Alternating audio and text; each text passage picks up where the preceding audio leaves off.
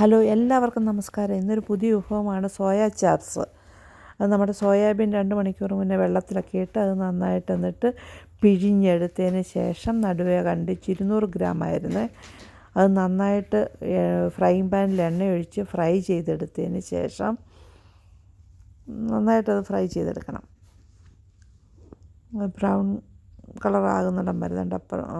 അതിന് ശേഷം അതൊരു പാത്രത്തിലേക്ക് എടുത്തിട്ട് അതിനകത്തോട്ട് നമ്മൾ 1 കപ്പ് തൈര്, 1 സ്പൂൺ മുളക് പൊടി, 1/2 സ്പൂൺ കുരുമുളക് പൊടി, പിന്നെ 1 സ്പൂൺ നെയ്യ് ഇതിട്ട് നന്നായിട്ട് നമ്മൾ മിക്സ് ചെയ്യുക. ഇച്ചിരി ഉപ്പും കൂടി ചേർക്കണം.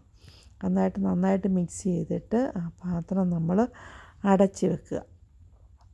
അടച്ച് വെച്ചതിന് ശേഷം വീണ്ടും നമ്മൾ നമ്മുടെ സ്പൈസസ് എല്ലാം എടുക്കണം. അതായത് ഒരു ഫ്രൈങ് പാൻ അടുപ്പയിലോട്ട് വെച്ചിട്ട് കറുവപ്പട്ട, ഗ്രാമ്പൂ 2-3 പീസ്, 2-3 ഏലയ്ക്ക, ശകലം പെരുംജീരകം ഇതെല്ലാം ഇട്ട് മൂത്ത് വരുമ്പോഴത്തേക്ക് അതിനകത്തോട്ട് നമ്മൾ 3-4 സബോള കുഞ്ഞായിട്ട് അരിഞ്ഞതിന് ശേഷം അതിട്ട് നന്നായിട്ട് ബ്രൗൺ കളറിലേക്ക് വരുമ്പോഴത്തേക്ക് അതിനകത്ത് 1.5 സ്പൂൺ മുളക് പൊടി, 1/2 സ്പൂൺ കുരുമുളക് പൊടി, 1 സ്പൂണ് ഗാർലിക് പേസ്റ്റ്, ഇച്ചിരി ജീരകം ഇതെല്ലാം ഇട്ട് നന്നായിട്ട് നമ്മൾ ഒന്ന് പേസ്റ്റാക്കി എടുക്കുക.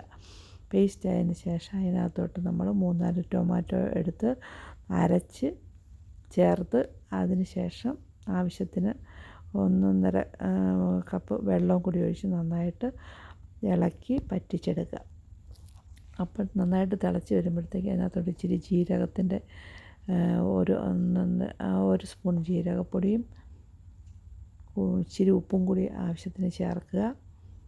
എന്നിട്ട് അതിനകത്തോട്ട് നമ്മൾ ഈ പ്രിപ്പയർ ചെയ്ത് വെച്ചിരിക്കുന്ന സോയ ഉണ്ടല്ലോ, തൈരൊക്കെ ഒഴിച്ച് വെച്ചേക്കുന്ന ആ സോയ കുറച്ചെടുത്ത് ഇതിനകത്തോട്ടിട്ട് നന്നായിട്ട് ഇളക്കുക.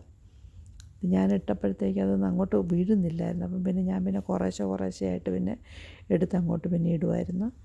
അങ്ങനെ ഇട്ട് നന്നായിട്ട് ഇത് ഇളക്കി ഒരു 5 മിനിറ്റ് തൊട്ടൊരു 6 മിനിറ്റ് വരെ ഒന്ന് ഇളക്കിയെടുത്ത് പറ്റിച്ചെടുത്ത് കഴിയുമ്പോൾ നല്ല ഒന്നാന്തരം സോയ ചാപ്സായി രുചിയോടെ കഴിക്കുക.